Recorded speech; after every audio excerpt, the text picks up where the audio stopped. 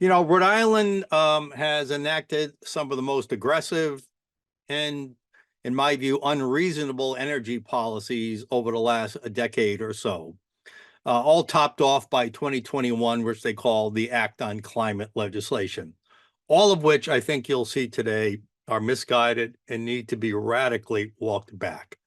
We've set in this state very ambitious renewable energy goals, supposedly aiming to reach 100% renewable energy within 6 years. That was from an executive order by Governor Gina Raimondo in 2020.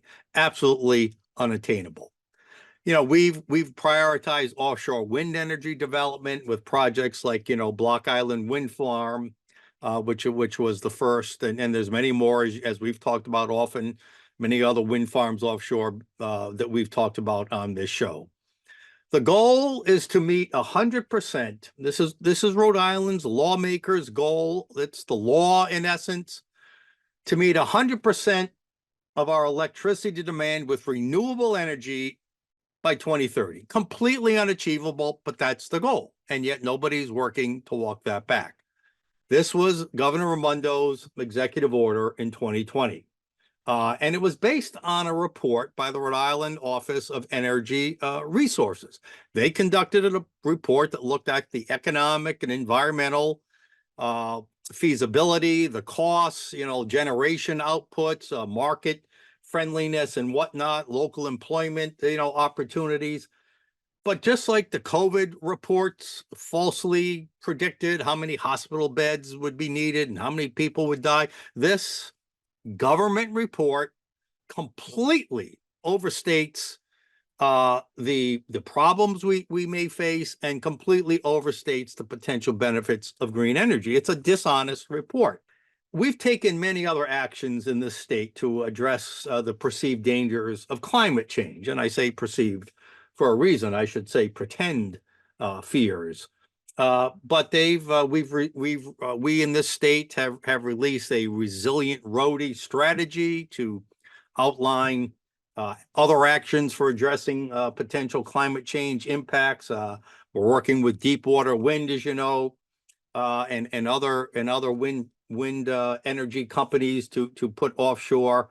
And then top it all off, we have the 2021 Act on Climate legislation, which was passed and signed into law 3 years ago in June of 2021. This Act on Climate, which is supposedly the centerpiece, the crown jewel of the climate alarmists in our state, it seeks to strengthen, if not make more aggressive, our state's commitment to reducing greenhouse gas emissions and transitioning to what they call a clean energy economy. It sets forth new, aggressive, parentheses, unreachable targets for reducing emissions and timelines, and it established a climate council to oversee the implementation of the plan.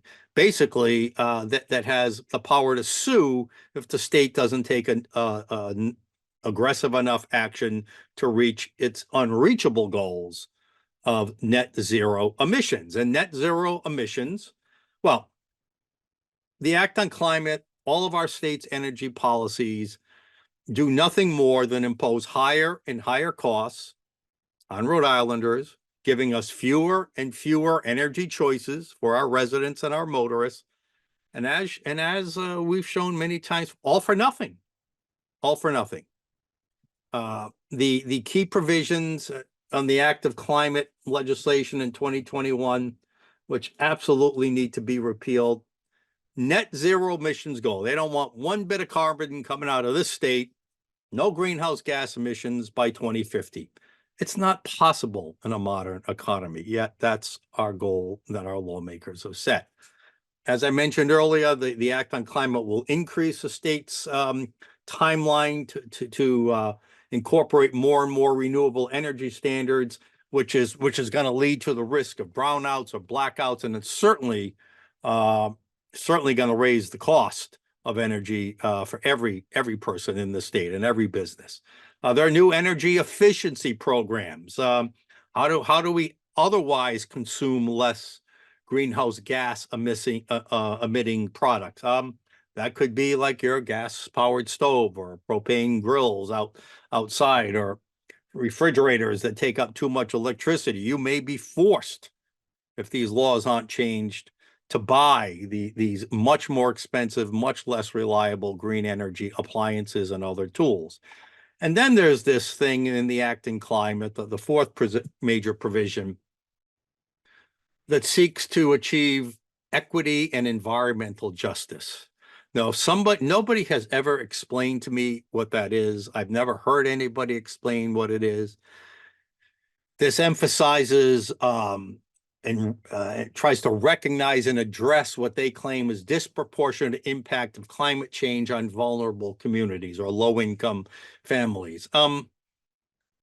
I don't know how that can be true. I've thought about it. I've asked people about it. No one's ever given me a good answer for it. What I do know is that the higher energy costs that everybody will be forced to pay are regressive, and those certainly, the Act on Climate and Rhode Island's green energy push, its fanaticism, that will be a lack of equity, a lack of environmental justice, because it will make higher energy costs that much more regressive on low-income families. And again, in summary, all of this, all of these actions, all of these policies, all of these restrictions, all of these regulations, all of these higher costs imposed on motorists and residents and consumers of energy will have zero impact when it comes to reducing carbon emissions. Our center put out a report many years ago on this as well.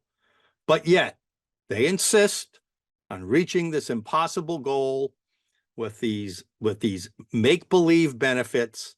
But what's not make-believe are the higher energy costs and a lower standard of living and fewer choices for all of us that you will see because of our policies.